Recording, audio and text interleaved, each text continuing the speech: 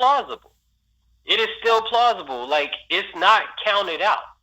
You know what I'm saying? However, the interesting thing is when two species are different and they can mate, like the lion and the tiger on that genus. Like, I'm not a scientist and I don't have this discussion a lot. So those of you that know the specific breakdowns of it, I think it's on the level of the genus or whatever, in which they can mate and then produce an offspring. That liger, so to speak. And then there's another one, I think the donkey or the mule is another one like that. That, like I said earlier, that thing that is created is impotent. It cannot reproduce itself, right? As a species on this planet, you can mate as a black man, as a black woman. You can mate with an Asian man. You can mate with an Asian woman and produce whatever you produce. Tiger Woods, Blasian, whatever you want to call it, right? Because, and Tiger Woods can have babies with anybody. Why? Because we share a base genetic makeup that is the same. Even if we can say this was mutated, this was cloned, this was changed. It was changed from the melanated black man and black woman. That is the base. Everybody comes from us. This is what you need to understand. When you are dealing with a Kemetic scholar, this is what we are going to say. We focus in on Kemet simply because Kemet is the big boy in this epoch. We also understand that there were other civilizations before ancient Egypt, right? And those were melanated civilizations. You know, we just know that as a fact, period. You look up at the Adam's calendar, 75,000 years old, South Africa. You look at all these other paintings, the Lumumba bone, 20,000 years old, South Africa, right? We have no problems with claiming the accomplishments of the melanated mind. You understand what I'm saying? But we say Kemet. Why? Because Kemet is the most documented civilization in this epoch. When I say epoch, this era, everything comes out of here. Everybody is the children of the Kemetic mind. You know, and then there was a mix. Like, we can't deny that there was a Babylonian, Mesopotamian mix there. You understand? And there are some evidences there. And when that gets uncovered, what are we going to find? We're going to find other ways in which the melanated mind access universal data. We have to understand this. If we are going to if we are going to move forward as a species on this planet with balance and peace, we have to understand and respect everybody. If we don't do that, there is going to be imbalance, period. That is not Ma'at. Ma'at is understanding the balance that exists in this world. Ma'at is not hate. Ma'at is not saying things are less than human. Ma'at is understanding the humanity within all and accepting and putting balances and checks and limitations on where they can go. That is what Ma'at is. You understand? It's not about dehumanizing. It is not about doing the same thing that others have done to us. It is about understanding it and not allowing people to do those things that can cause harm and pain. Like, for instance, it is easy to trick the mind into saying somebody else is different than you and giving you some sort of separation. This is the same type of mentality that they had when the Hutsis and the Tutsis were separated down by the Belgians or whatever in South Africa. They were saying one is different than the other, right? You're darker, they're lighter. Your hair is a little bit different in the curl. Your hair is a little bit different in the curl. And they had one group oppress the other. The other group thought they were so different than the other that they treated them like crap. And when their white oppressive protector left, the other group went on this slaughtering campaign. These are melanated people. Why? Because of the injustices that was done up on them, because one group was made to believe that they were different and better than. If we are going to move forward on this planet, we have to understand who we are as a species and just understand the divine essence within us, understand the history that we have with each other, understand our capabilities, understand what we have done and what we can do. I don't know if that's it, brother. You look like it. You look like you're about to tell me that's time. That's time? All right. Phenomenal job, brother. Phenomenal job. Thank you for the gifts, family. Thank you for the gifts. I want to start by saying that, it is a misconception that Kemet is the most well-documented of ancient civilizations. That's a misconception because, from the records, if we read Metino, or rather more Manetho book, History of the Egyptian Gods, he was a high priest of ancient Kemet. When Kemet had burnt down, he had gave the Egyptian mystery system to the Moorish Empire. You know what I'm saying? And the Moors, we also documented a great deal of our history, all the way from the Holy Land of Moab, all the way from in the 7th century when we left Moab and we went to Egypt by way of Ramses. And then we ended up they ended up giving us our land. They ended up giving us land, which became Mars, Morocco, Senegal, Tripoli, Algeria, Tunisia, Mali. These are all Moorish. This was all part of Moorish Empire. But nevertheless, right, let's get back on this cracker, right? So I want y'all to tell me if this is human. I want y'all to see.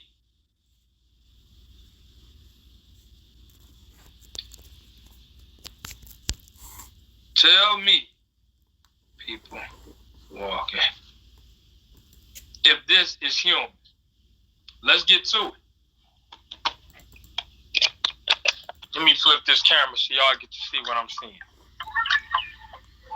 I swear, you can't make this stuff up. A team of scientists on an amazing journey that raise profound questions about what it is to be human. That's human, right, y'all? The thing which marks us off from the rest of the animal world is the fact that we're the species which walks on two legs and built up entire air. It's what defines us as human beings. In many ways, it's also language and all sorts of other things. Hold on, let me rewind that. DJ, rewind that track. No, it ain't one person. I got multiple cross references. Just watch. I get it. You want to mate with that white woman, New Equity. Absolute sensation. One that could have untold significance for every one of us. And not only that, it's a totally engrossing mystery story too. You're about to meet a family that shouldn't exist. A family like no other. They could just be the missing link between man and ape. The holy grail. The missing link from man and ape. Look, they the missing link. But they walk on all fours, just as we did 4 million years ago. And until this film was when she said we, she talking about her and her piece.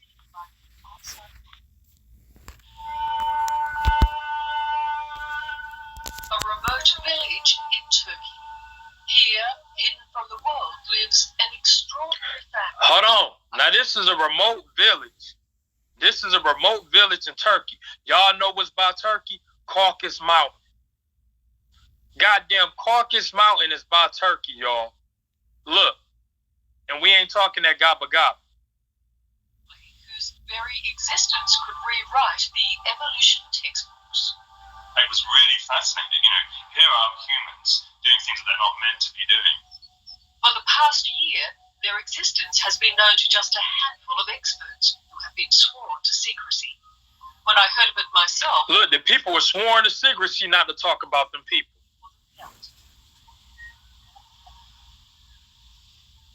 That's human. Hold on, let me get close up on this cracker's face. That's human, huh? That's human? Hold on, is they human enough for y'all to have sex with and have babies by?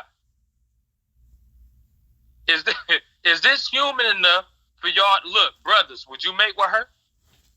Face down, ass up. Yeah, she got that thing tooted up. You messed up, bro. Sisters, is he human enough for you to mate with? Is they human enough? Troller messed up, man. I'm not, yo. They human, all right. Hold on. Because this ain't an isolate. Y'all messed up. Listen, King Major Peace, they think these crackers is human and we saying they not. Listen, now, that ain't just one group of cracker doing that. Let me show y'all some more of them. Don't y'all dare say that European is a goddamn straight back shots. Y'all need Jesus in y'all life. Shalom, King, Major Shalom. So that's human, huh? Now this ain't from that Turkey incident. Look, and it's always the European crawling and walking on all fours. Look, she about to outrun the dog in a minute, but this is human, right? Look, the dog can't even keep up. Dog is a man's best friend, huh?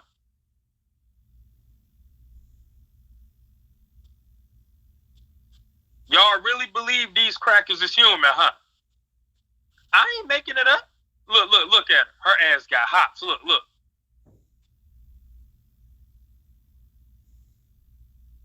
Knew it smelled like wet dog between her legs.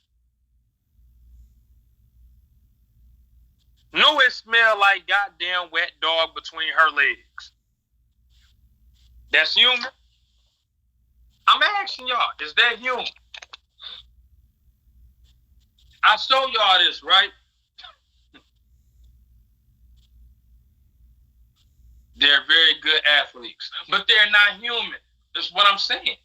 We got to stop comparing them to us. What makes us human is this. Let me show y'all how they're not human. First and foremost, according to the science of biology, they're not even meant to be on our earth. They are unnatural creatures. Our brother Khazmik believes in Egyptian philosophy, right? I'm going to show you how they're not human. Human. Break it down. It's a two-syllable word. The prefix is hu. This is hu. The suffix is man. That's us. Let me show y'all how they are unnatural. The sun is the most natural object in our goddamn to our goddamn earth. You hear what I'm saying? The most natural object to our earth. The sun gives light to everything on this earth except for one entity. Take a wild guess.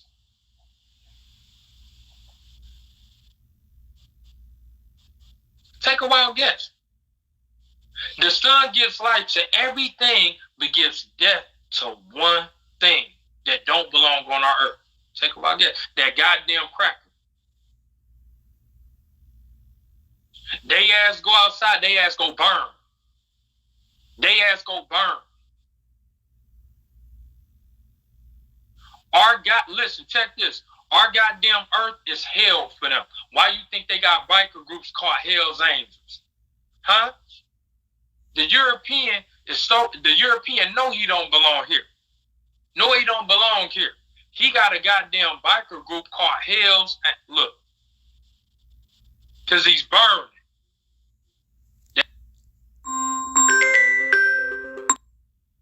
Let me show y'all. Look, Hell's Angels. This they got. Look, these goddamn Packerwoods know. Look, Hell's Angels. They had to build a group around a fraternal biker gang. Because they know that they don't belong here. They burn. They ride in the hell. They know they don't belong here. So, not just that, right? They're vitamin D deficient. By nature, they are vitamin D deficient. They vitamin D deficient. They suffer from goddamn depression, anxiety, and suicidal thoughts. I tell y'all this all the time. Why y'all think little Billy shoot up school buildings? Humans, what make us human is the ability to have compassion. Thank you, Sister T, Tariq. Our ability to have compassion for other human life. That crack ain't got no goddamn compassion for human life. He murdered over 25 million. Over 25 million of our people in the goddamn Belgian Congo. Tell me I'm lying. I got the book. The Belgian Congo. How many of y'all heard about that? He murdered over 25 million of us. That's one genocide. What about the Cambodian genocide? That goddamn European used to listen. The sister, her name is Mary Turner. She was pregnant. Cut her stomach open, ripped the fetus from her stomach, and stepped on the head. Now we human. Do you have the strength to cut a sister open while she hung upside down, rip the fetus out of her stomach and stomp on the head? Do y'all have the strength to do that? Where's the compassion at? Them crackers are not human, and we gonna keep riding on their ass. With that, I yield.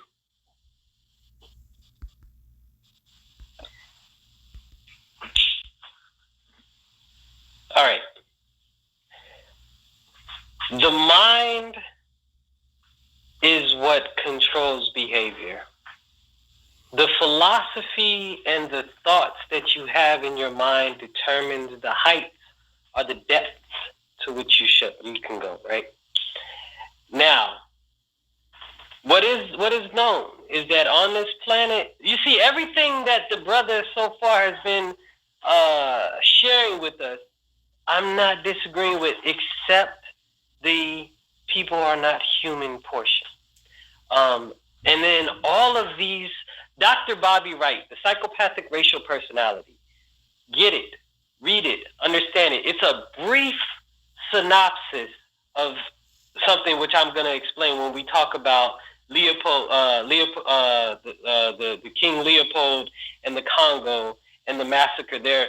So Dr. Bobby Wright in the psychopathic racial personality said the way in which Europeans have acted on this world towards other melanated indigenous people of color is psychopathic in nature. What are the traits of a psychopath? The traits of a psychopath is the inability to feel or the inability to identify with the pain and struggle of others, and specifically the pain that they cause others to have, right?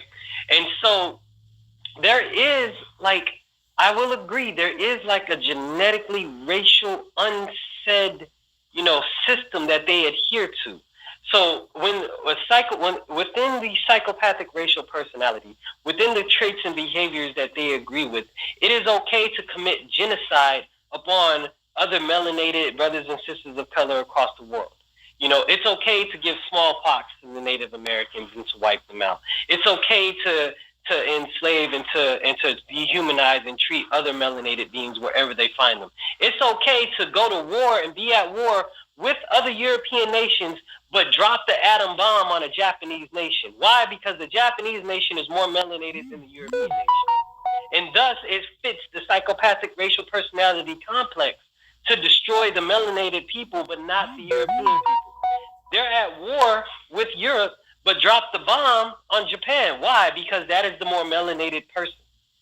You understand? The reason why the Holocaust is so demonized in their mind versus the slaughter that King Leopold was doing concurrently is because these Jewish people, Brother Major would like that, are still considered European in their eyes. And so what they don't like about Hitler is what Hitler did was take that psychopathic mindset and turn it on his own people. That's why he is demonized, because it's only okay to take that psychopathic racial personality and turn it onto others.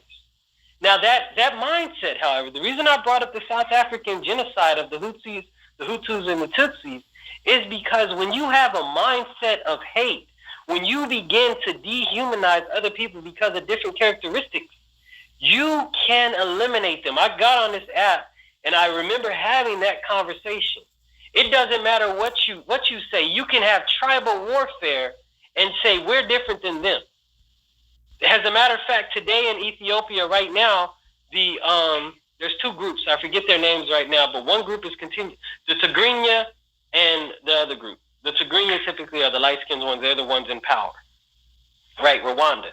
The Tigrinya are oppressing the other group in a massive way. And this is serious. They are killing them.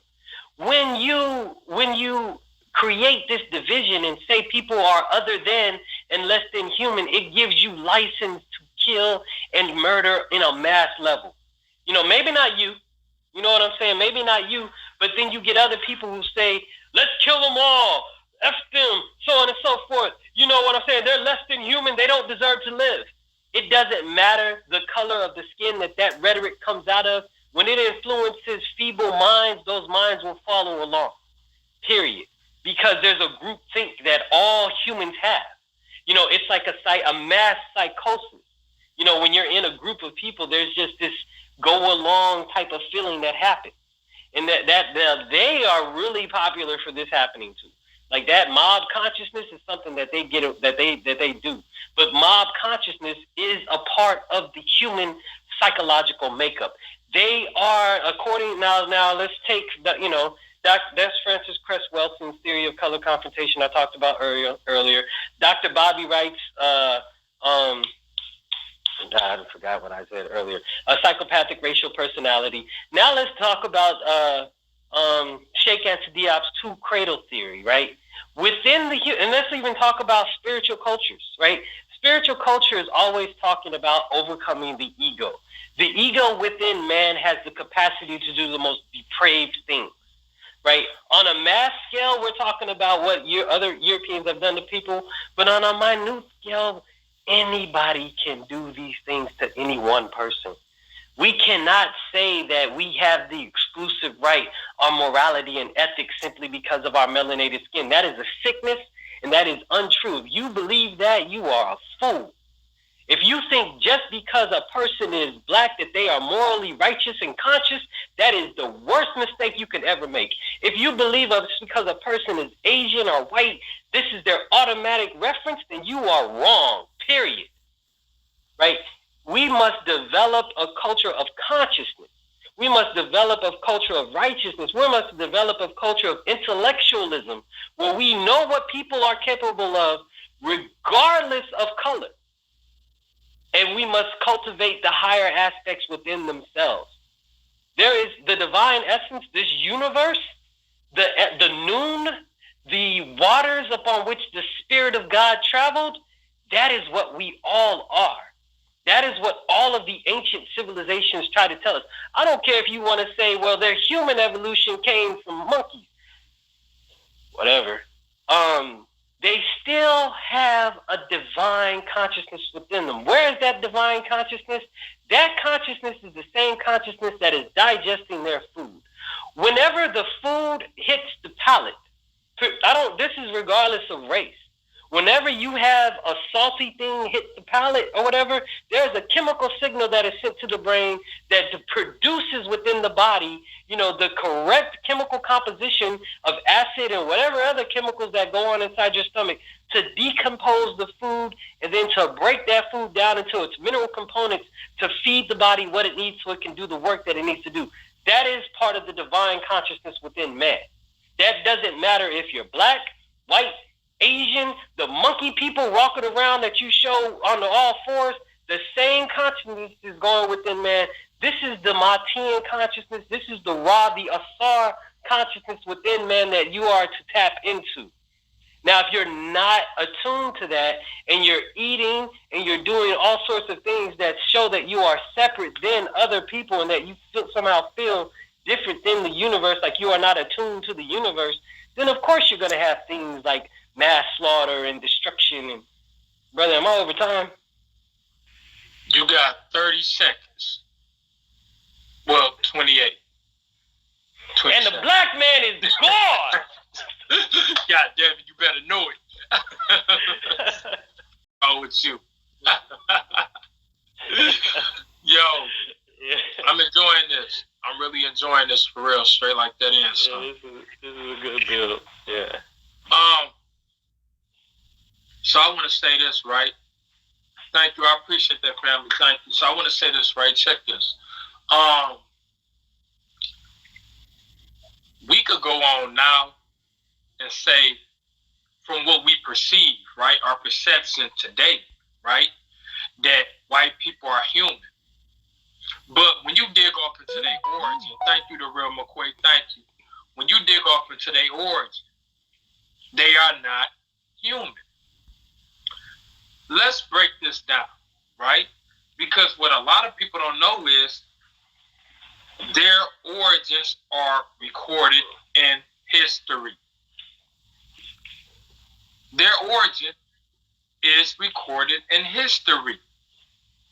Now, let me show y'all.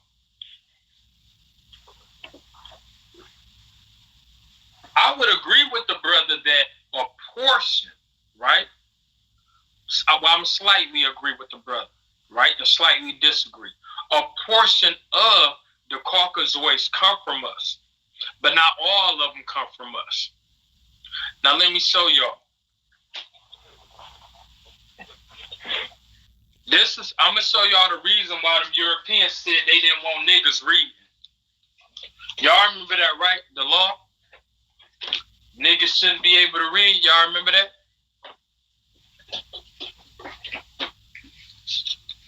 Who wrote this Bible? Was it a black man or was it a white man? It was a white man. It was all white people.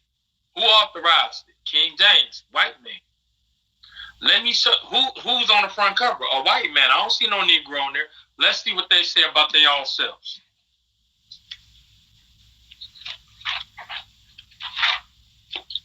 Job chapter 30, verse 1 through 9.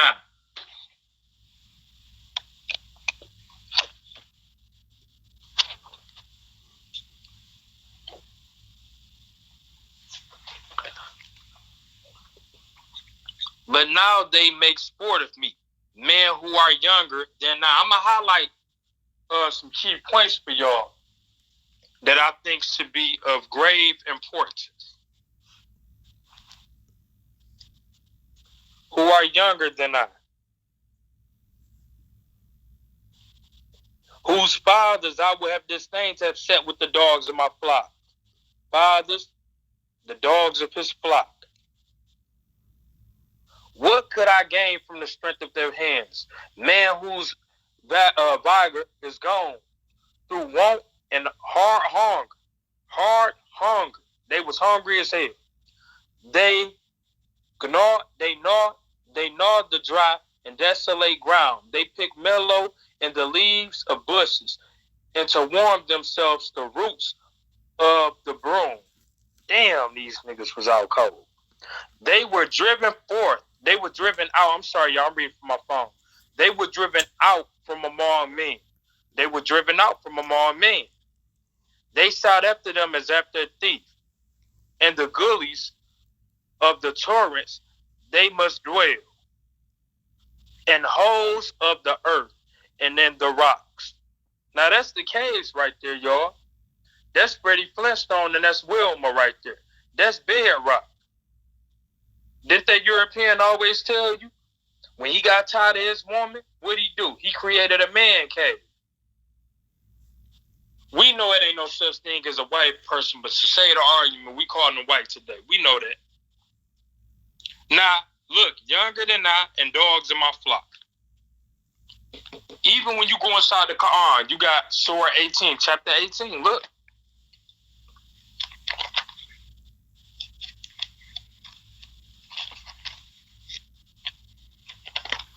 Chapter 18. What is it called? Let's see what it's called.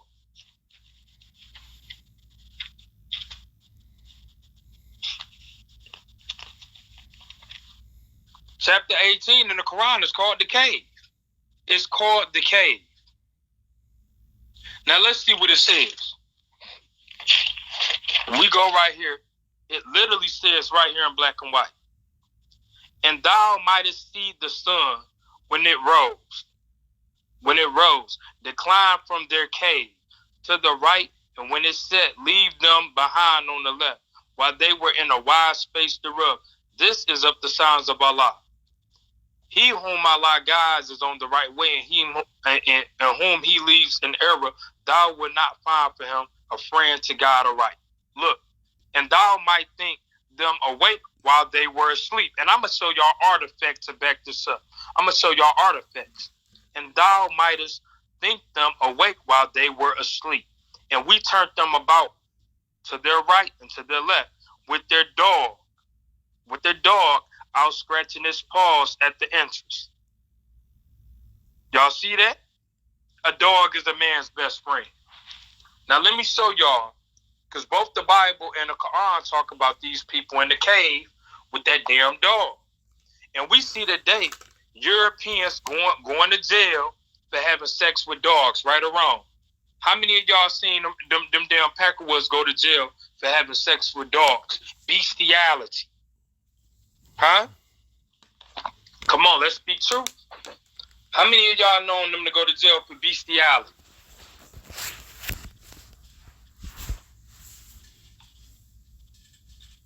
Not for no goddamn bestiality. Cut it out. Let me see. I'm finna show y'all something. I'm looking for. Romulus and Remus. Remus and Romulus. Now check this, y'all. This is artifacts. I pulled out 2 scriptures, and now I'm going to the artifacts. Look. They human, right? Listen, when you get wet, do you smell like wet dogs, brothers and sisters? Come on, man, listen. I'm going off of what we prove, and I'm not going off of goddamn conjunction. Listen, humans, my human brothers and sisters, when you get wet, do you smell like dog? Or do little Billy and Karen smell like dog? Look, this is why they be smelling like dog right here. Because of their ancestral connection with Romulus and Remus.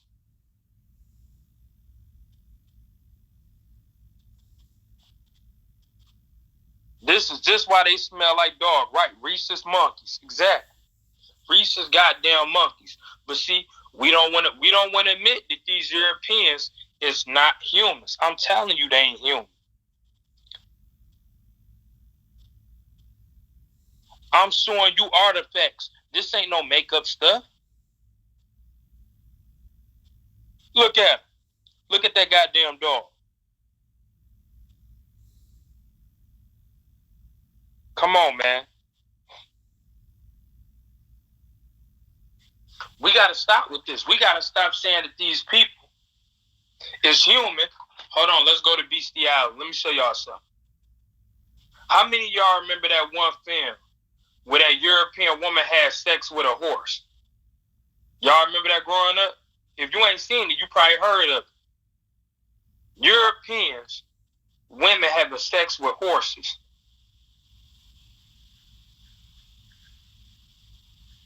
And a man going to jail for having sex with dogs. We didn't demonstrate that in Africa. The brother brought up Kemet, right? Ask him this. Why did the ancient Kemets, right? Why did they kick the Greeks out of Egypt? I know why. Why did the Egyptians kick the Greeks? The greatest philosophers are Greek. Why did they kick them out of Egypt? Do y'all know why Moses was kicked out of Egypt? Well, his real name wasn't Moses. We know that. But do y'all know why? Because he caught leprosy. It's a skin disease that turns your skin white. If he was human, why didn't Pharaoh, his daddy, allow him to stay in Egypt? He kicked him out as soon as he discovered he had leprosy. Because leprosy, to us, we know it to be a plague. We know it to be a plague. We know it to be unnatural. Go to Leviticus 13:13 in your Bible. It's a plague. It's unnatural. I'm just saying. Leviticus 13:13. Y'all check that out. But with that, I know my time is up in about 45 seconds. I yield.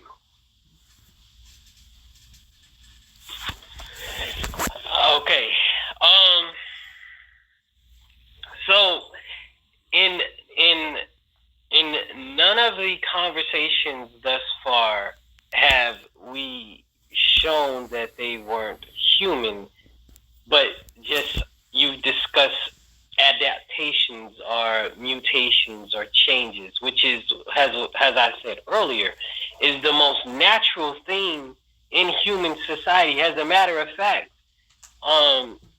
we can talk about Islam has an adaptation and evolution, a syncretism of the Judaic Christian tradition. We can talk about the codifying, we can get into that later, but when you study the history of the Judaic people and you study the culture that their artifacts left, we can see an evolution of their thought. When you look back to their artifacts, for instance, they have the, so when you look at the Jews at Elephantine, for instance, there was a Jewish temple in Elephantine, and this is kind of biased because this is the book I wrote, Exodus Historical Fiction. So if anybody ever wanted to check out some arguments about, or not even arguments, information on, some details about the development of the Judaic faith, Judaism in particular. This is only dealing with, Judaism from 1400 BCE all the way up until all the way up to 167, the Maccabean Revolution. When you look at the Jews at Elephantine, however, you see Yahweh, Asherah, Bethel. You see all of these different gods and gods in the Judaic pantheon in a Jewish temple at Elephantine. However, you don't see that later on when you get the Second Temple period with Cyrus, the Persian, allowing the Jews from Babylon to return, and then, because the temple at Elephantine was destroyed by the priest of Cunham over some tax stuff. But what you're seeing now is an evolution of Judaic thought. Just like you see an evolution, a change in Judaic thought. Just like you see an evolution and a change in human thought, a change in human behavior, a change in human biology and human physiology. Just because, and then honestly, you see black women they are forced to do it. I remember watching, I can't remember the show, it was just horrifying to watch. But anything any human does, any human can do. It doesn't matter where the human is at. I guarantee you, unfortunately, like for instance, in the Hebrew Bible, there is laws against having sex with animals.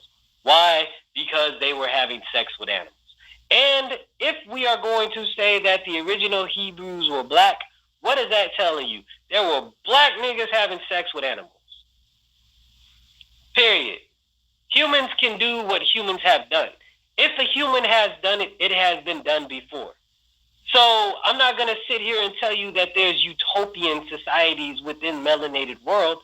People have been doing the most savage shit, period. It doesn't matter what skin you're in. But if you have a philosophy of division that says people are less than human, you set up a situation of genocide. This is the reason why blacks, why cops kill blacks, because in their minds, we are less than, we are the savage that needs to be controlled. In the European mind, that has to deal with genetic annihilation, with Francis Cress Welsing's theory of genetic annihilation. However, nonetheless, they are still saying we are less than. It is a wrong philosophy. Unless, and if people want to give into that, no one can stop that, because there's a hurt, there's a pain, there's a trauma that needs to be overcome that melanated people have experienced. And then if that is a philosophy that brings people up, then I can't speak against that. I never have, I never will. You haven't really even heard me say, this type of information before, because people are trying to elevate their consciousness. And I am all about the elevation of consciousness. However, when we are discussing, these issues realistically, we have to be realistic. If we develop philosophies that we are different than other people, that they are less than we are, that we are better than them, we set up situations where we can use, manipulate, abuse, and kill other people at a whim, because why? They are less than we are. We hear this same type of rhetoric coming from some of the Hebrew Israelites when they want to establish the kingdom of God on earth. What do they say to us? You're going to be my slave for me, and I'm going to beat your ass when you're my slave. What is that? It is the same philosophy flipped and turned. It is a rhetoric that needs to be eliminated from the human conversation. We need to understand how we can live together in Ma'at. Otherwise, if we do not do that, if we do not understand, there will be chaos. There will be chaos on the planet. There will be chaos in the social sphere, just like there's chaos now in the environmental sphere. Why? Because we do not think holistically. When you think holistically, you see how all the parts operate to support the whole. We are a universal organism on this planet. We have to learn to live together. That is the bottom line. Your philosophies, your Abrahamic faith, That is a philosophy. It is, as a matter of fact, a consistently morphing and developing philosophy. You have so many different philosophies that stem from, evolve out of, and come out of the Abrahamic faith. Why? Because it can be changed. Why can it be changed? Because it is doctrine. Doctrine can be rewritten and reinterpreted, reimposed, and so on and so forth. That is that. But what cannot be changed is nature. That is the true book of God. Words are written by man and man's intentions and how they want to manipulate and use and twist the mind. But nature is written by the divine essence. And we must understand and follow the laws of nature. This is Ma'at. This is Ubuntu philosophy. This is the path that Chief Seattle was talking about following. But if you want to go to doctrine and see that somebody is less than, it will lead to a case of somebody being abused. I appreciate those words, brother. I do. I want y'all to get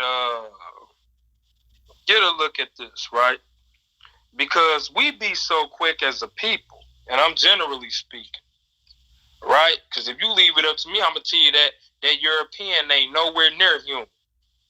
We be so quick to say that these Caucasians is human, but look at how they viewed our ancestors. Look, and this is Santa Claus.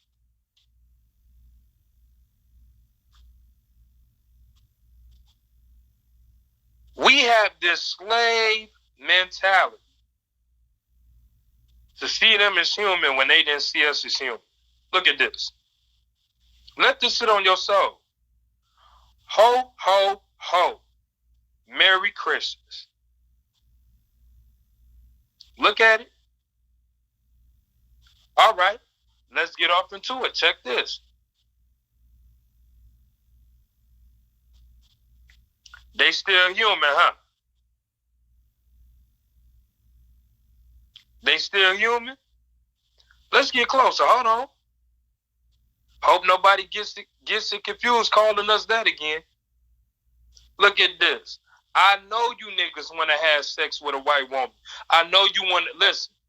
I know y'all do. That's why y'all defend her. I know y'all do. I know you want. Look, I want that beautiful, sexy ass, sister right there, because she look good. That goddamn monkey won't. Look at it.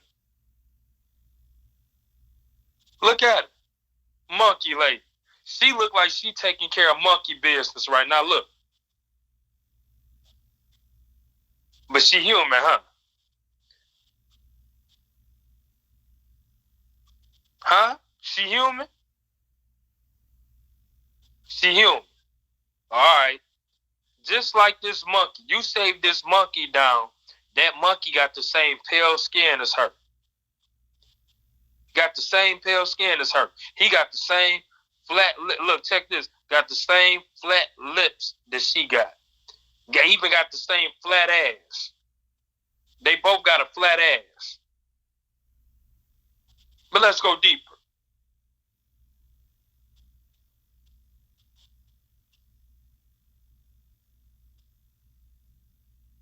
They human, huh?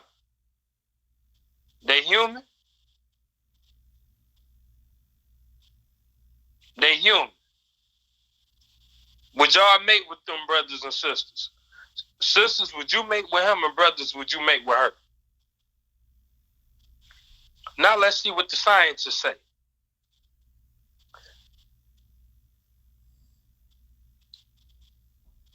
Oh, it do? That's because it's a statue at a museum. Let me show it to you. Let me show you the original statue. I'm going to show it to you after I show this. Scientists now support Elijah Muhammad.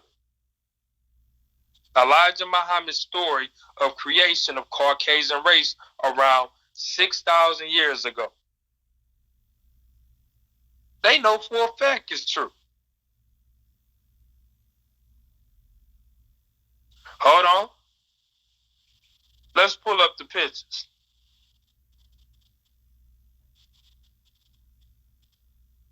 So quick to down our brothers. Look at y'all. Elijah Muhammad is a fraud. You ain't gonna say that white man and that white woman is a fraud. You ain't gonna say that.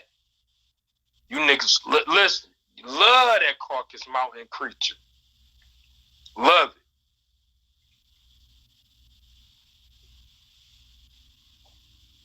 You love that cracker, don't you? Look at him. You love him. He can't do no wrong to you. He can't do no wrong. Whoop your ass for over 400 years. Whoop your ass. For over 400 years. Rape your ancestors, both your men, women, and also the children. And you still want to consider them to be human? You still want to consider them to be human, huh? You still want to consider them to be human. Hold on. Let me show you something. Y'all know I like to pull up the goddamn visuals so y'all can see. This is a painting right here. You see any black people in this painting? Or is it all Europeans? Is it all Caucasians? When they was in Caucasus Mountain, they used to have sex with dogs. Prior to them coming on our earth, it wasn't no such thing. Check this. It wasn't no such thing. A white person painted it. Now what? Listen. Prior to them coming on our earth, there wasn't no such thing as a monkey. It wasn't no such thing as an ape. And it also wasn't no such thing as a pink pig. The pig is an unnatural creature. And a pig was created to help them fight off their leprosy. That's what it was created for. But you keep on thinking these Caucasians is humans. Because they don't look at you like you human. Hell, how we go deny biology? Don't they got the RH bloodline? Right or wrong? Khazmik, thumbs up, thumbs down. Do the white race got the RH blood DNA in their bloodline? Thumbs up. I knew it. And the RH come from the rhesus monkey of India, correct? They still human though, right? I'm just saying. They have the RH DNA in their bloodline. We all did the thumbs up. The RH is the goddamn monkeys. Now all right, I'll say this. White people is half human, half animal. Can we agree to that? We can't deny biology. They got the RH bloodline. Not us, they do. So can we at least come to the conclusion that they half monkey, half man? All right. Let me show one thing first, brother. Go ahead. All right. Hold on one second. Y'all, we finna let people up in a minute too, y'all. So if y'all want to come up, it's a good time to hit that join button so y'all can ask both me and the brother questions. All right. You see this right here? This is their understanding of who they are. This is what's called so-called cheddar man, right? This is they say this is the cheddar man who lived 10,000 years ago. That he had blue eyes, dark skin, and dark curly hair. A mutation, adaptation, right? And this is what they say: the first modern Britons who lived about 10,000 years ago had dark to black skin. A groundbreaking DNA analysis of Britain's oldest complete skeleton has revealed. Right? So, brother, even when you're saying they have rhesus monkey, all of that, it doesn't negate what I said earlier in the opening statement, that you have other strains. Yeah, cheddar man. You have other strains of other hominids within their DNA strand. But that is simply adaptation. That is simply adaptation and mutation within the base African melanated structure. That's where they come off of. They come off of that. You see, that's just the bottom line. Even all of your discussion has just said that. Now, I was wondering if you were gonna say like the pig and the whatever that one discussion is. I don't remember it quite quite all the way as a pig or rat, the cat and the dog or something like that. But nonetheless, it is still an adaptation and a mutation. You see, but they're still human. The God essence within them, that energy, that consciousness, like I said, which digests the food, which is operating the organs in the body, that is still going on within them. The ability for them to meditate and touch that is still there for them. Now, do they develop a culture? Now, see, this is the melanated. This is the difference between the melanated southern cradle and the vitamin deficient northern cradle. That type of behavior, meditation, ritual, that you can do in a southern cradle where you're not worried about food and survival. But in the northern cradle where you are worried about food and survival, meditation, ritual, all of that stuff is nothing because you're worried about the next meal. And then you're trying to take the meal from the person next to you. You're doing cannibalistic shit, right? Black people. This is black people doing this because why? When it comes down to the fundamental nature of things, we all trying to live. We all need to fill those basic needs, and the number one is the need, like, what is that, Resident Evil or whatever, some zombie flick, the need to feed, and the survival of the fittest. All of these behaviors that you're talking about, can be considered but epigenetic behaviors of expressions of our DNA that get activated in environmental situations. That's it. We're all capable of all of those behaviors you named. There's only thing stopping you is the culture and the consciousness that you've cultivated. All right, so let me ask you, right? Did we, right? Because I'm not talking about what humans are capable of. Did we kill off over 25 million people during the Belgian Congo? No. All right, no. Second part is this. When we were created, was white people there in the beginning with us? Or did they come about later on? Genetic mutation, brother. Genetic mutation. Okay. What all took place, I mean, outside of, them being displaced, right? Being displaced, right? We could use that. That's an anthropological term. So, outside of them being displaced, something else had to have happened, right? Because I think the run to excuse, and listen, I went to school for anthropology. I could show my grades. Show my grading paper. I went to school for this. And in fact, this very demonstration, right? This actual demonstration that I'm giving to you is what got me an A in my class. This was my final exam right here, what I'm giving you. Literally.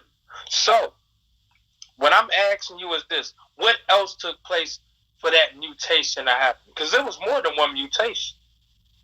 Mm-hmm. Let's get the breakdown, right? So what all happened? And I need you to break down each one of those mutations. So let's look at, now, a while ago, I was looking at how they were coming across this theory, right? Afrophobia, man. Afrophobia is like the realest motherfucking philosophy on the planet. And Europeans express that in spades, right? And so when I was looking at this, they are trying to, there is this theory called the multi-regional theory of evolution, right? And so what they're trying to say is, let's just go anthropology teachings for a second, right? They say all of the early adaptations of humans happened in Africa. The first adaptation of humans to leave Africa is what they call Homo erectus. Homo erectus is the earliest hominid ancestor that can be found on all of the continents, right? And so that was when I studied it. Now, what they're trying to say is that Homo erectus reached the stage of Homo sapiens sapiens at different times, on different continents at relatively the same time. That meaning that Homo sapiens sapien didn't evolve out of Africa, but evolved in these different regions simultaneously. This is called the multi-regional theory of evolution. Go ahead and look it up. I'm familiar with it because we had to learn. Right. Hold on, listen. Right, hold on. Let me finish, brother Sheik. Understood. Let me finish. What that still but it's a theory, though. European attempt. Everything is theory, like I said earlier. No. All these theories, all of these origins are theories. All of these origins are theories. Listen, hold on. No, we can't. Hold on, Khazmik. I can't let you run with that, big bro. Listen, we cannot say. Listen, first off, everything that you give them right now come from them crackers, right? It come from them because we didn't use the terms Homo erectus, right? That's a Greek Latin term. That's Latinized. We didn't use the term Homo erectus in Africa. We didn't use the term Homo sapien in Africa because that had nothing to do with us. When you look at the Homo sapien, for prime example, you look at the Homo sapien, it's a monkey with a fez on. That's the depiction they give. And what's the old phrase that monkey say? Monkey see, monkey do. They imitated us from what they seen us do. We never used them terms. That's their beginning. So my question to you is, what did ancient Kemet? What was ancient Kemet? Or if you can't give me ancient Kemet, give me, and show it to us.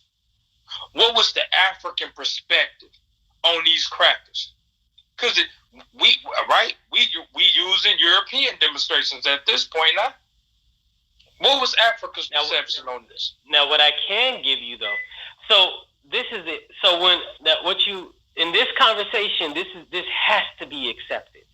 What is known as Greek philosophy is stolen African philosophy. That has to be accepted. The earliest Greek philosophers, but it been tampered with. The earliest Greek philosophers studied in Kemet. Period. That's true. I agree. But they tampered with. Now, wait 1 second, brother.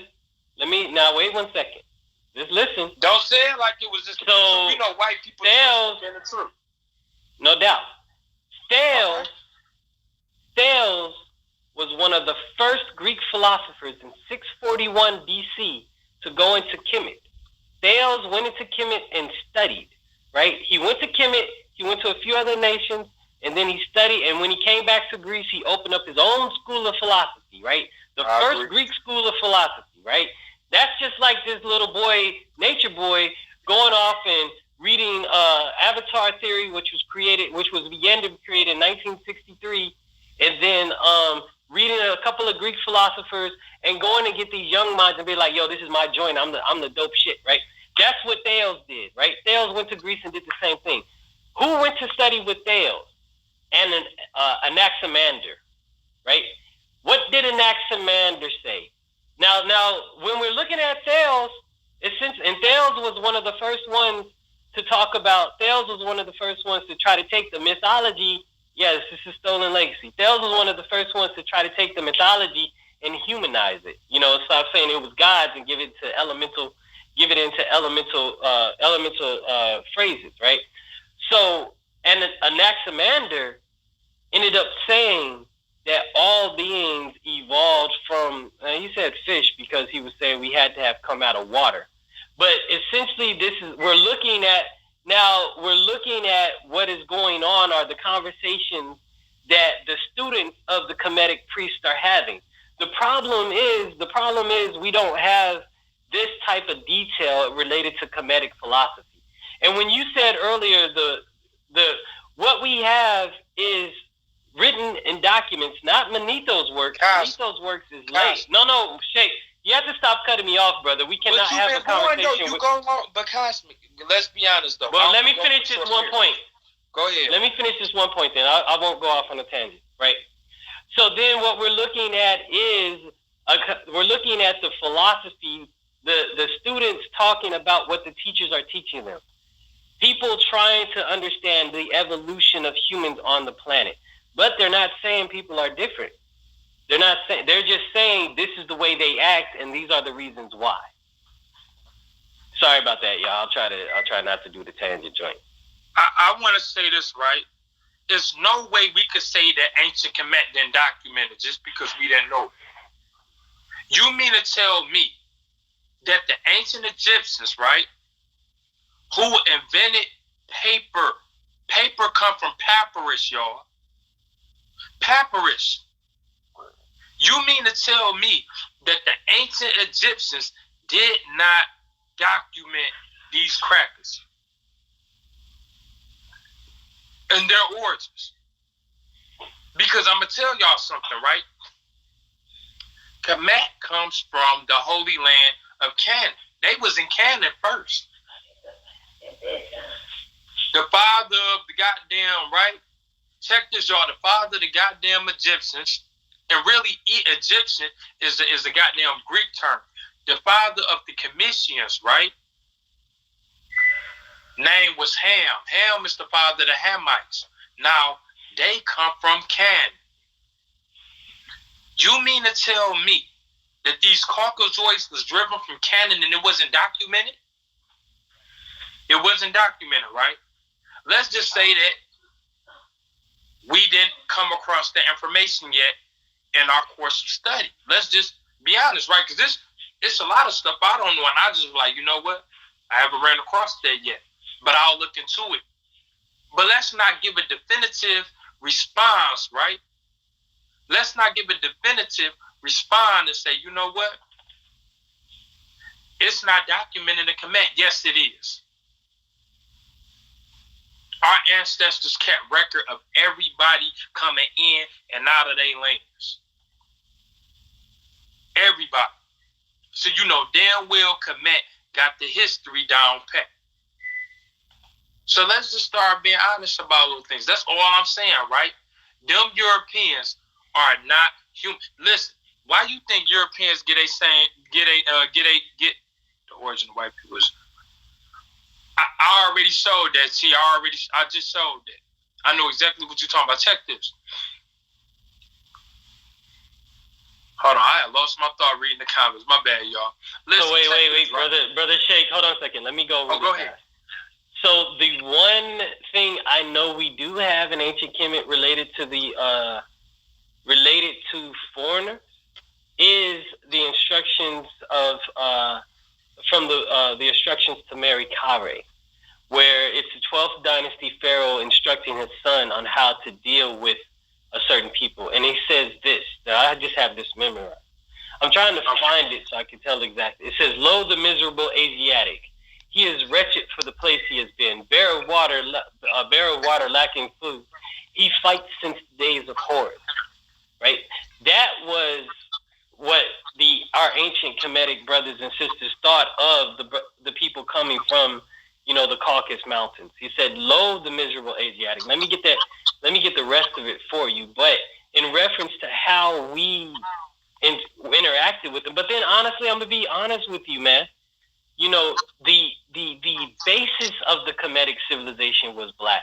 But if anybody tells you that the northern region where Avaris is was always black, they're not telling you the truth, because that was a region of confluence. That was a natural land bridge into ancient Egypt. And there were lighter skinned peoples up there all the time. Like that's just the fact of the matter. Because Kemet fed the world, I would agree with you. They fed the world, so we allow everybody, regardless of your skin complexion, to come in. It was Kemet was the safe haven for the world. I would agree with you. Right. So I'm just saying, so on that level, but see, even when we're talking about that, that's still thousands of years after the genesis of these people. You understand? They're still trying to understand it. They didn't have the technology to do the anthropology and the digging and so on and so forth. What they ended up doing, now what we do have in Kemet is we have, and then I agree with you on that, we do, now the problem is what we do have in stone is typically the high philosophy of Kemet. On the papyri and the hieratic texts and so on and so forth, that was written on papyrus, and so more than likely it is dissolved and gone through time.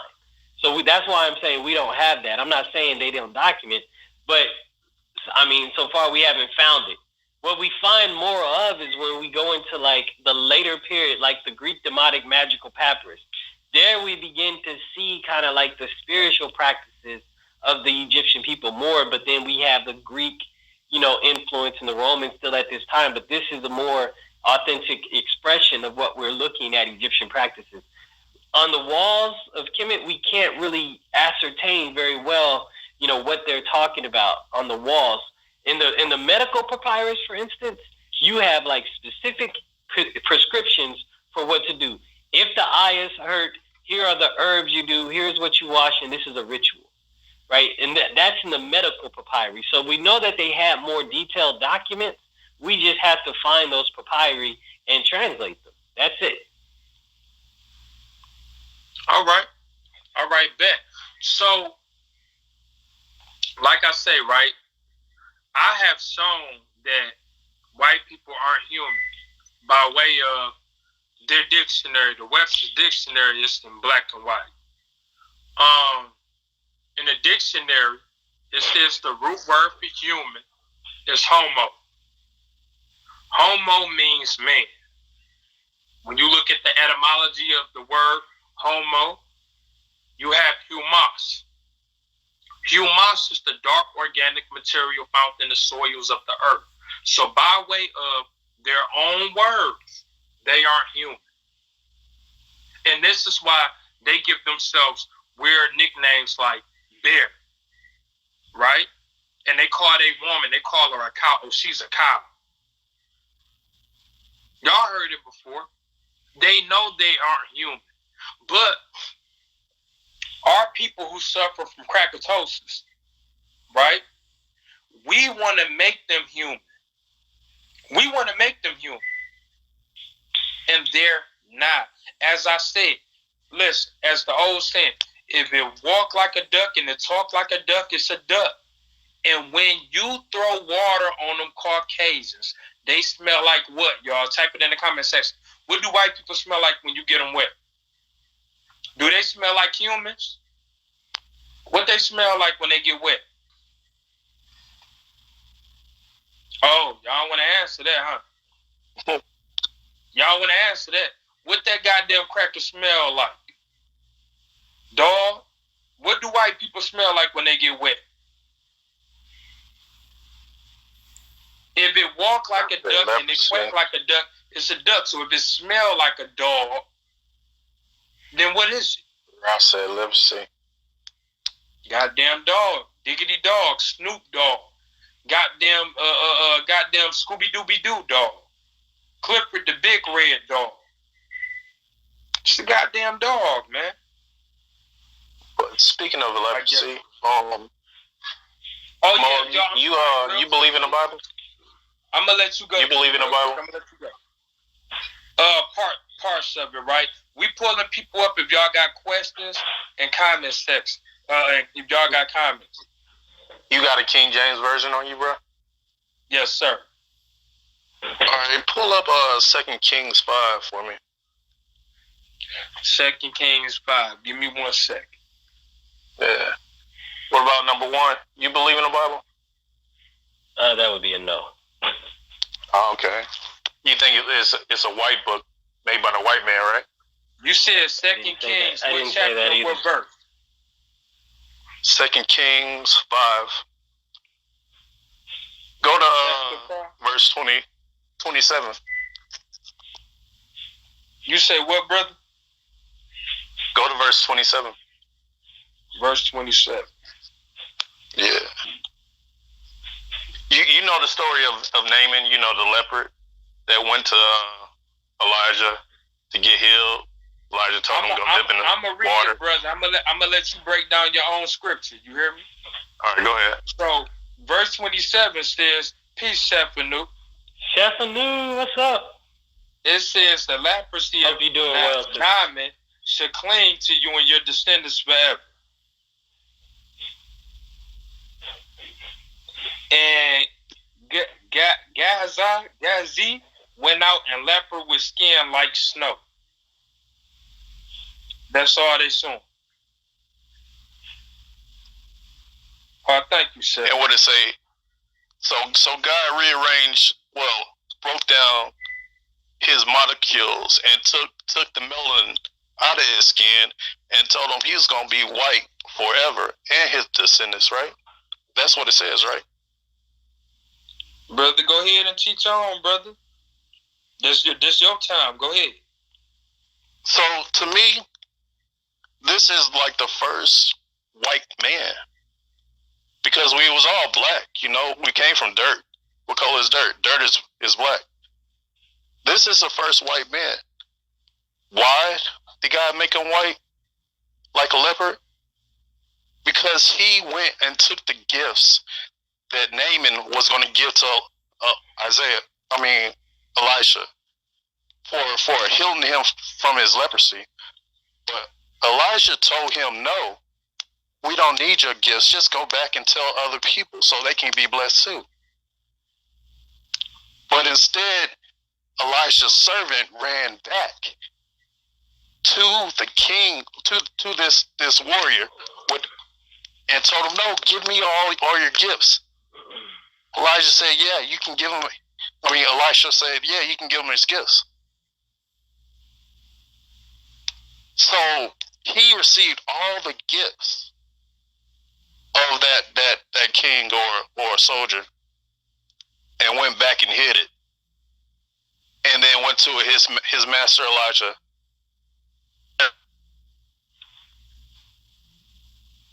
So God put the leprosy, like it says in the Bible, it says God made him white as snow, like Naaman was white as snow. It says it right here. And your descendants gonna be white as snow forever. It says it right here in black and white. But no pastor ever reads this far into the Bible. They stop for some reason. I don't know why. But to me, this is the origin of the first white man and his children. Tell me that it's not true, that these words did not say you're going to be white as snow and your descendants forever. Let me know that it didn't say that I'm not reading what it said. You read it, bruh. Did it not say that?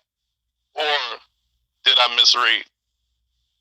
What we call the white girls, snow bunnies, right? Because they white as snow. That's all I got. How you feel about that, Khazmik? What's your thoughts? You still don't. That's simply, nonetheless, still an adaptation. That doesn't say they're not human. It's simply an adaptation. There will be absolutely no argument that you have that's not going to be an adaptation, brother. That's it.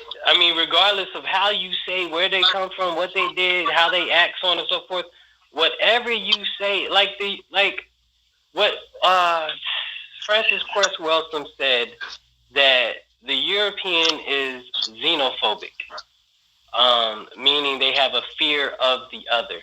We tend to be, we have xenophilia, meaning love of the other, right? And so, and then the psychopathic racial personality, Dr. Bobby Wright, when you talk about the killing of indigenous melanated people on a grand scale, we're talking about a psychosis that we see in their mind. You understand? They've killed, that one time is documentation. But when we look at when the conquistadors came through, the Spanish conquistadors came through the Americas, they killed millions. And it's all a part of their psychosis. That's what they do. You're not going to surprise me with any type of stat saying they've killed millions. When they dropped the bomb, like I said earlier, on Japan versus Germany, why did they do that? Because it's according to their cultural consciousness, in alignment with their cultural consciousness, to kill melanated people over, the light-skinned European people. That's it. There's no love for white people, there's an understanding of what is ma'at and what is justice, what is truth and what is fact. Just understanding what is going on, not having hate, anger, pain, or any of that. Understanding. And then moving forward with that understanding. There is no discussion that you are going to have that's not going to be some sort of adaptation or mutation off of the original African melanated base.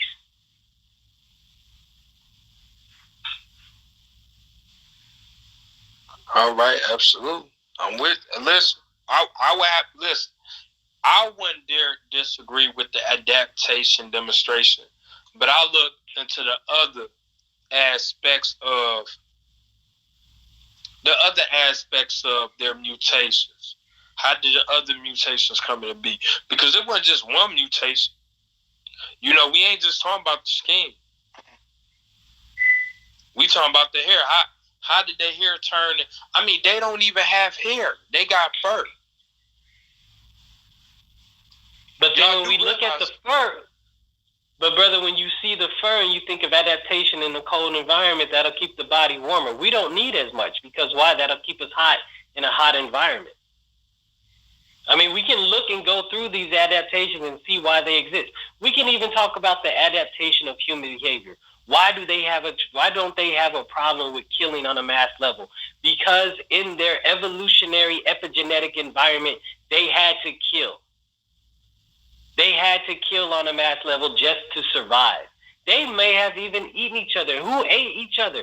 We're talking about melanated people. These are the things they had to do to survive. So check this. So you do agree that white people don't have hair, they have fur, right? Brother, I'm not going to say they have fur, brother. I'm telling you why they have more hair. You just said it, though. We just heard you. But you trying to twist it up, brother. I'm telling you, I'm agreeing with they have more hair, and I'm coming to an understanding on as to why. You know, just that, and that would be it. But I wouldn't call it fur. I mean, I'm not disagreeing with the smelling. You're right and exact on those levels. But I'm saying adaptation. As a matter of fact, actually, different people smell differently to different people. We have a smell to them, just like Asians have a certain smell. A lot of that also has to deal with, you know, what you eat as well. Like I know sometimes when you encounter an Indian person, they smell like curry. Why? Because they eat hella curry. Do y'all agree that we may have a smell to your... First off, I've never heard a European say, you niggas smell like fried chicken, watermelon, and grape Kool-Aid. I ain't never heard... Listen, I ain't never heard a cracker say that. Now I heard them say we eat fried chicken, watermelon, and drink grape Kool-Aid, but they never say we smell like it. Brother, you've never heard some white person say we stink. I've never heard them say we smell like finger-licking fried chicken, juicy mouth, watery watermelon, and a cold cup of iced or grape Kool-Aid. I've never heard them say that. Right. So what you're doing is you're setting up parameters that don't exist, and so you say that's not there. All right. But now, if you're saying like in general, does that exist? But if you're saying in general, have they said we have a smell?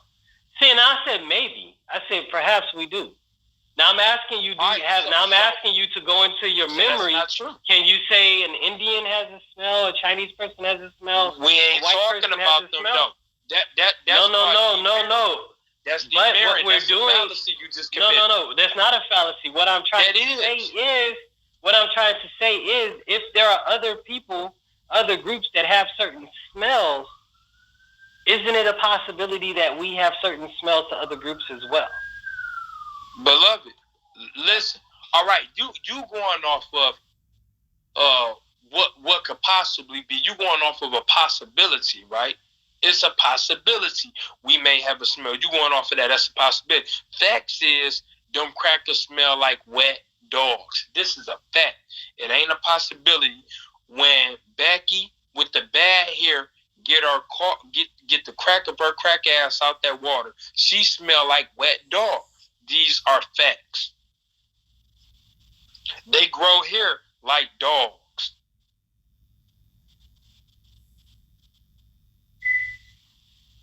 So then what are you saying? So your thing is that they're mixed with dog. Is that your discussion? Yes, Europeans are a mixture of us. They mixed with us because they come from us. They also had sex. Their ancestors had sex with dogs and with the Yeti, the goddamn monkeys and apes and all of that. These Europeans are a mixture of human and beast. That's my stance. All right, so this is called. Let me get the exact one. Hold on a second, brother. But still, that's still an adaptation. Like I said, no matter what you say, yeah. When you say adaptation, brother, listen, I'm actually with you on that. I promise you I am, right? It's in my lessons. I'm with you on that. All I'm saying is there's much more to the story, big bro, than what you're giving. I agree with you. And you taught me something new about the chatter guy. I'm going to look into that, beloved. But what I'm saying is this is much more to the story than what you're sharing, beloved. I mean, that's the whole point of even saying adaptation. There's more. There's a reason. Go into it. All right. Not saying, hold up. Not saying now, but that's the point of it. It's all adaptation. But, yeah, so that's just the whole point. But everybody is human. We all have the capacity for evil, brother. We all have the capacity to cause pain to other people. It doesn't matter what color you are. You, like I said, man, we can't, just because we're the same skin folk don't mean we're the same kin folk. I would agree with you. You know what I'm saying? I gotta know you and your character before I can say this is my brother. If you think this boy that's locked up right now because he's manifesting some of the lowest vibrations in the human constitution, that is a little brother. He is a neophyte in the tradition who has some initiation but has not transcended the egoic self. He is closer. He is still acting within his animalistic nature, which allows him to give, like you, to use your words, the demonstrations that he does. But that's also the danger of knowledge. Because it sounds so good to other people, you can use it to twist and manipulate other brothers and sisters. That's why I would agree with that, but our ancestors have written down this information in our indigenous manuscripts, and I have parts of it. I have a great deal of it. Like literally, my Morse ancestors literally recorded all of this, and our Egyptian ancestors have recorded this as well. Here we go. As well as our Kushite, because before it was in Egypt, it was a Kush.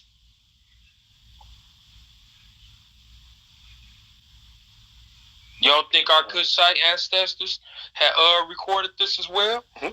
We are documented that them crackers weren't no good because we had to keep them out our land. Peace, Queen Jesse James. Peace, love. This is what we've said about the Europeans exactly.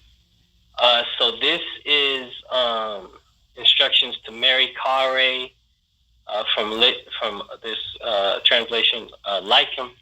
It says, "Lo, the miserable Asiatic, he is wretched because of the place he's in. Short of water, bare of wood, its paths are many and painful because of mountains. He does not dwell in one place. Food propels his leg. He fights since the time of Horus, not conquering nor being conquered. He does not announce the day of combat, like a thief who darts about a group." This is what we said of the Europeans when they came to us. But it's still, we're talking about how they've lived. This is the way in which they've interacted. This is how they developed. This is their epigenetic cultural behavior. These are the genetic genes they express due to the environmental conditions that they found themselves in. Like Dr. Richard King, who wrote the African Origin of Biological Psychiatry.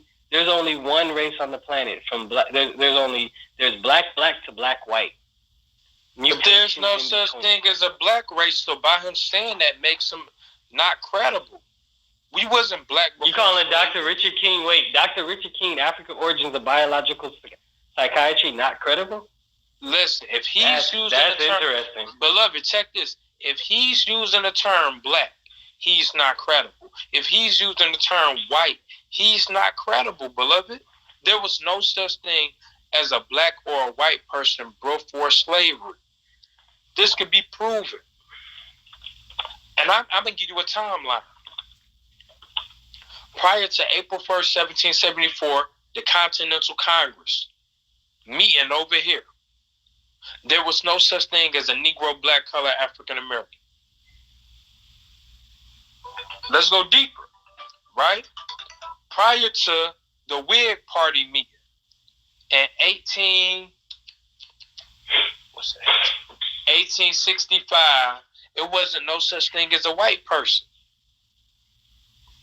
I'm giving dates. Right, but this is a thing you do that it's kind of like nitpicking, brother. Like, we're using the English language usually to relate concepts that we can easily agree upon. If we were using another language, that would be fine. If we were not a conquered people and we were communicating in the language that we agreed upon, that would be fine. That's kind of a thing. I don't even have to defend Dr. Richard King. Like, his work, I mean, this was produced back in the 1970s, 1980s. Yeah, but Kyle, this was, wait, Sheik, hold on, don't cut me off. When he's done his work, he's influenced the people in his way. That's a monumental. It don't matter if you call yourself black. That's a monumental work that stands by itself and on its own. The reading of that work expands the mind into other dimensions. And when we talk about, when you come into a person that studies Kemet, we are trying to understand how things came to be. We don't just gravitate towards something. We are trying to understand how this world, especially how the melanated people in this world, came to be in this situation and what happened. Now, when people are using terms that can be evolved, fine. That's our ancestors' work that needs to be respected for the adverse place that they were in, but for the adverse place that they were in, and for what they were doing, and for what they sacrificed to develop and move our people forward. And we need to move up on that. As far as criticizing where they could have made improvements, that can be done.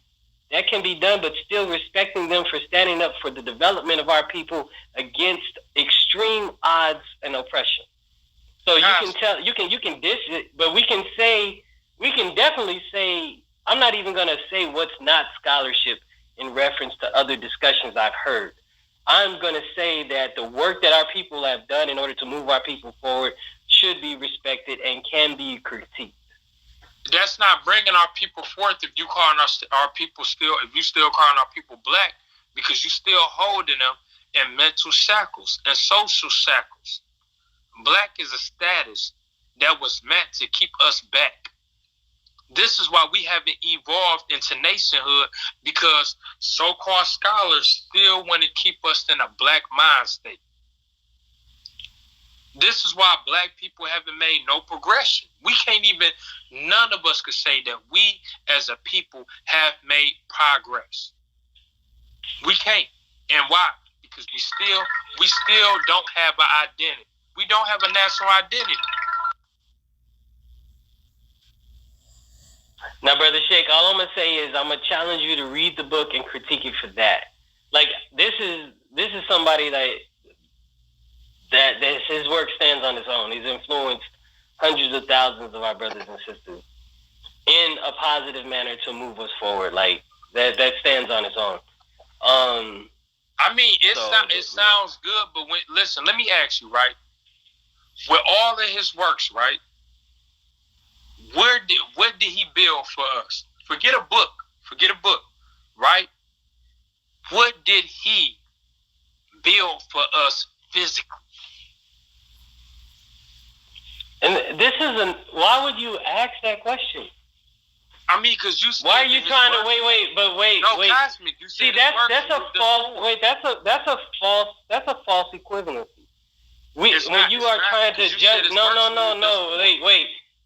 When you are trying to judge somebody, like, you haven't done enough Like that's not a good thing to say, period. You know what I'm saying? We are all doing what we can to move our people forward in our own way. Just because someone is not like, if you have a certain criteria that this is what people need to do and this is what I say, or this is what we say we should do, that's your criteria, brother. Some people, some people simply, their thing is to be the assistant that helps the other person move forward. Some people write a book that moves the other person forward. When you try to quantify and qualify, brother, when you try to quantify and qualify a person's contribution to the forward movement of our people, that's the wrong thing to do, because there's so many of our people not doing jack shit. That's why normally when you watch me cruise through, I just watch people, and I can beautifully watch Know Your Bibles panel while people are trying to get themselves to become a better person. I can sit there and appreciate that. I may disagree with things, but I never will disagree with the person trying to better themselves in the philosophy. I may not agree with it, but I know there are so many other things that we have to overcome. I'm not gonna stress little things like that. Now, when we get to details like tonight, that's the conversation. But when people are trying to better themselves, that's a huge amount of work to be done. Because I personally know the sacrifice that you have to make in order to put others above yourself. And when I see people doing that, when the sacrifices that they make on themselves, I'm never going to say it's not enough, especially in this hellhole that we live in today. But check this, Khazmik. I think it's rather more the word that you had. It's the way that you had worded it, beloved. You said moved us forward, right? You got to think, I'm what you call a detail freak. Right? I don't know if y'all know what a detail freak is. I'm literally a detail freak, meaning I want to know exactly what it is that helped us move forward, because the way you put it, it was like you said, well, his works helped us move forward. His works helped us move forward. And I'm thinking, okay, well, where the hell did we go? Because if we still in the same position, or if not in a worse condition than what we was during the times of Marcus Garvey, during the time of Prophet Noble Drew Ali, during the time of the Most Honorable Elijah Muhammad, during the time of Dr. Khalid Muhammad. These were our true pioneers. You get what I'm saying? So I think it's the way that you worded it, big bro, that made me question the validity of his works. Because when you say moved us forward, I'm thinking like, damn, okay, so did he build something for us? Did he build a colony? So it's just the word, and I'm a detail freak, bro. That's it. Right, and like I said, that's a criteria that you have. Like I would say Cedric Robertson to you. Yeah, and I would say Cedric Robertson did the same, but that doesn't mean anything to you if you never read Black Marxism, right?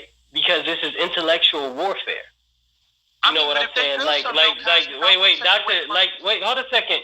Like Dr. Milano Krieger said, we are in an intellectual warfare. We are battling for the minds of our people. So when I say when people move the conversation forward, African Origins of Biological Psychiatry moved the conversation forward. Dr. Frances Cress Welsing, when she started talking about genetically dominant and genetically recessive genes.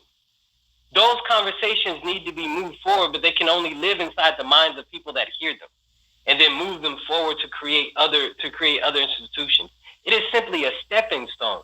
Now, what you're saying is create an organization, a philosophy that people can believe in and move forward. No, that's not what I'm saying. That's one thing, but that's the criteria by which you judge it, not what I'm saying. and that's not necessarily my same criteria. So my thing is moving people forward versus... My thing is moving people forward versus living in the psychological mental hell that we've lived in today, up until this day. But that's not what I said, though, Khazmik. You misinterpreted my words, beloved. What I'm saying is build something for us, like somewhere for all of our people, no matter even if they identify themselves as black, right? Hold on, let me show you. Because even though Elijah Muhammad identified himself as black, and his followers, he built farms for us. He built farms for us. Listen, now that helped move us forward as a people, generally speaking. We built the colony of Prince George. Prince George, Virginia. And this made the newspaper. Like, come on, man. Like, it's this is the stuff that I be looking for, Khazmik. The stuff that's really helping us move forward on an international level. Because guess what? If we got colonies, if we got farms, then we could do trading with other nations of people. You get what I'm saying? Like, for prime example, Black Wall Street. They called themselves black, but they still built something for us, bro. And it wasn't a religion. It wasn't an organization. It was a community. And by the way, I never said everybody is Moors. Like, come on, stop with that. Look at my trolls trying to troll me. I never said that. Watch my interview with Sinetta. I never said that. Yeah, but Brother Sheik, that is your criteria. That is your criteria, what you deem. Yeah, so that's not necessarily the standard natural song. That's just your criteria. It's I'm not denying it's not. It's a good criteria. I'm not denying it's not okay, but I understand I understand the benefit of small contributions in an overall movement, and I just support that. I could agree with you. You know what I'm saying? Because we never know what conversation will lead to what organization. Okay, I could roll with that. I could roll with that, bro. Yeah, I could roll with that. You listen, no, you ain't got no argument coming from me out of that. I'm just saying, like, and I agree, right? You got some people, like you say, they write the works out, and that could instigate, right? That could instigate a thought to found an organization that could physically manifest their book. You get what I'm saying? So I'm with you. And Jesse James, that I love my sister Jessie. She be getting me. At this point, we need big contributions. That's how I think. That's how I think, because it's like, bro, we don't got shit, Khazmik. You get what I'm saying? Like, bro, listen, look at Black Wall Street. They bombed that, right? You familiar with the Move Project, Khazmik, out in Philly? Mm-hmm. What they do there? They bombed it, bro. They showed them bombing it on the news, bro. Straight up. You get what I'm saying? So it's like, I'm looking for how can we move forward progressively, right? How can we move forward and be progressive physically now? Like, what is these scholars doing now? Be my thoughts. Even with the Moors, bro. You heard me when I went on Sinetta. I say, man, us Moors, we ain't doing shit. I say we gotta hold ourselves accountable. I said it in front of over 10,000 people. I say, man, Moors, we have to hold ourselves accountable because we dropped the ball. So if I'm able to hold Moors accountable, we need to hold all of our people accountable, bro. Do you kind of get what I'm saying? I mean, we gotta do the work. So, Brother Sheik, like I say, I hear you. But I'm not one to say, I'm not ever going to say that somebody's movement is not valuable. You know what I'm saying? So, like, just because your criteria is saying this is what we should be doing on a bigger level, I know we should be doing things on all levels. That's it. You know what I'm saying? Your criteria is for people that are moving at certain speeds in certain spaces. But everybody needs to be moving on everybody needs to do their work. Everybody has their job. Everybody has their assignment. Everybody needs to do their work in the collective whole. You understand? Not everybody's going to be the big wig. You know what I'm saying? Somebody needs to be the fourth person away. Not everybody's going to be the man. Like the spook who sat by the door. I'm pretty sure you either watched the movie or read the book, right? No, I haven't. May you text it to me? Go ahead. So welcome box. What's up? Let me finish this point. In the spook who sat by the door, right? The spook who sat by the door was a paramilitary operation in order to liberate and free black people, in which a black man went into the CIA, learned their tactics, and brought it to the community, right? In one of the training sessions, he was like, in an underground organization, every man is trained to operate on the authority level of 2 levels above him, right? So now he was the top dog but the man that was 4 or 5 levels below him is just as important because he's in the organization, but he may not be the top player, but he still plays a major role. Everybody's contribution counts. And every contribution counts because he could have read African Origins of Biological Psychiatry to get him in that position. I agree with you because when I was growing up in the science, bro, one of the elders used to say, as long as everybody does a little, no one has to do a lot. So I'm with you on that. I'm with you on that, bro. I am. But nevertheless, I agree with you too. The big moves have to be made. Like, I do agree with you. You know, like, as a matter of fact, the scholars joint that you're talking about, this Aztec stuff, I'm tired of it. You know, but they're still important. They have their role to play. You know what I'm saying? But, like, because, you know, they don't have these conversations with people in general. You know what I'm saying? They stay in the halls of academia and then are just good to argue with, you know, academia about the importance of Black history to world history. But they fail to be able to talk to brothers and sisters on a normal level. This is where they fail at. And so, but their conversation is just as important as any other conversation. But they haven't built any institutions, but they have influenced minds that have done other things that built other institutions. So like you said, things, you know, I hear what you're saying. We kind of, I think we agree to a degree. Brother number 2, brother, sorry about that. I'm done. I'm going to go on mute. Yeah, all I was saying is, yeah, you're exactly right. Everybody has their own gifts. Everybody has their own abilities. You know what I mean? In the collective all. You know what I mean? Absolutely. That's all I have to say. Hey, and for those who don't know, right? Khazmik is my brother, bro. Like, for real. Like, literally, every time me and a brother build, it's always respect. We may disagree on some points, but that's my brother. Disagreement ain't gonna stop him from being my brother. You feel me? But I seen the comment section, right? Where I don't know if it was our brother One Dog or somebody else that said, like, history, speaking about history, right?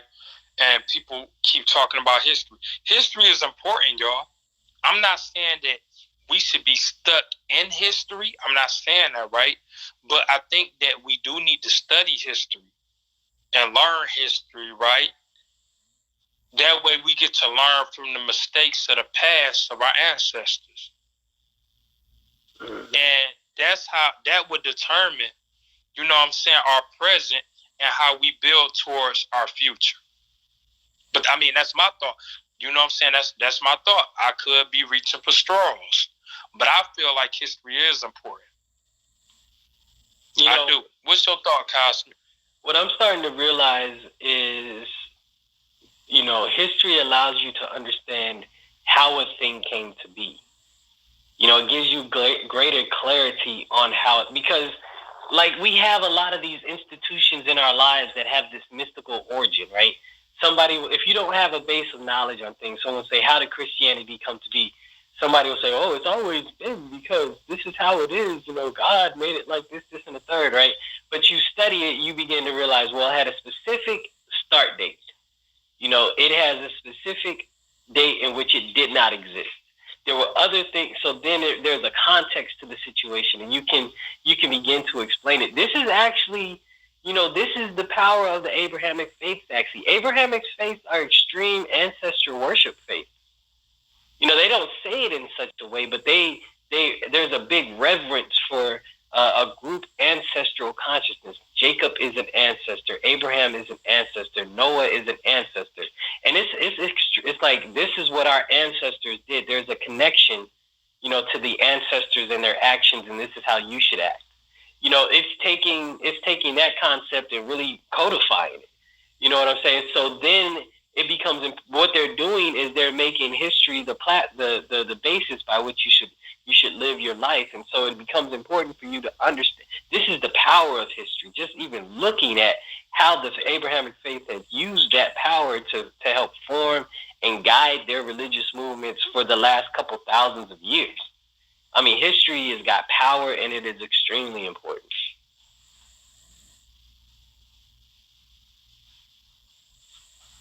I agree. Khazmik, you know what I think that we should do, brother? And I really want to try to connect with you offline if possible too. Check this. I really would love to hold like a panel with you. And I think we could bounce back and forth whenever you're free. I don't know if you're a host or anything. Are you a host? Nah, not yet. I keep going back and forth. I don't go back and forth. I just don't do it. I say I'm gonna do it, but I am not doing it. All right, so I'm taking a month to 2 months off of the app starting next month. Cause I got a lot of stuff I gotta take care of. For those who don't know, I'm the National Grand Mufti of the Moorish Nation. So I have to get things together for the nation because I got convention month coming up with the Moors. And so that requires me to formulate a plan for my nation of people, but also travel. I have to travel to meet with certain Moors and certain temples. So I got that going on. Plus, I got to study for new lessons to teach y'all. I have an album I have to pitch. Well, 2 albums that's overdue. I got 2 albums that's long overdue. And we have to get my YouTube channel set up as well, too. So this is actually my last month hosting for a month to 2 months. And for those who don't know, y'all might want to check my profile picture. I got celebrities checking for me. I mean, not my profile picture. Check my timeline on this app. I got celebrities literally looking into me. So, yeah, big moves going to be made on my ends. But when I return, though, Khazmik, I would love to do, like, intellectual panels with you. Me and you just build, just bounce thoughts off of each other. You get what I'm saying? Yeah, most definitely. I can say that, yeah, most definitely, brother, because I definitely, the builds are good, man. You know what I'm saying, between us. I appreciate it. You forced me to learn my stuff more. Because I know you're gonna hit me with something I haven't thought of. Like, I studied for the last 5 hours, bro. So indeed, vice versa, bro. Like, the way you think, bro, I admire your scholarship, bro, and I got a deep and profound respect for you. Stephen knew I don't mind sharing you with him. What is you talking about? So check this, right? Everybody know I got mad love for Stephen, man. Straight like that and some. But I really enjoy building with you, bro. Every time we build, it's a blast, bro. I have so much fun. Like, it's intellectual warfare, but it's with my brother. It's kind of like, you know, when you're young and you play fighting with your siblings, it's like that, but it's still love there. You get what I'm saying? It's still love there. So I would, like I said, I would definitely love to co-host panels with you. We could set up dates. You know what I'm saying? Absolutely. We could set up dates where we could co-host together, man. We could build. Most definitely. You know, and it's the same thing. And invite you know, from the moment ask us questions. We can invite people up and let them ask us questions, bro. Yep. You know, from the moment we first had our conversations, it's the same respect, brother. You know, I've always respect brothers and sisters that are, you know, dedicating their lives to the improvement of our brothers and sisters, man. Because there's so much we got to overcome, bro. You know, all of us got to be putting in the effort and the work to elevate our lives, man. So I appreciate you and the work and your dedication, brother, because I know the path is hard. I appreciate you too, bro, and thank you, man. I appreciate y'all. Look, man, I love each and every one of y'all in the building, all my brothers and sisters, even the ones who came here with the intent to intellectually troll me. I love all y'all. Thank you, Mr. Laidback. I love all y'all. Straight up, man. If y'all are not following myself and Khazmik, also Box to Assault, make sure y'all follow, you know, us. Also, make sure you follow people in the comment section like Chef Anu, Jesse James. Jesse James is the sister from my city. Literally, got mad love for that sister, and I know she got mad love for me. So y'all make sure y'all follow my beautiful queen sister, who I love dearly, Jesse James. Thank you, Jesse. I appreciate that. Make sure y'all follow that beautiful queen. Straight like that answer. I love each and every one of y'all. It's been a wonderful panel. Well, I have something to say, Sheik Moab. Hold on for 1 second. 1 second. 1 second. 1 second. I want all y'all to please come back tomorrow. Well, later on. I love each and every one of y'all. Peace and love, family.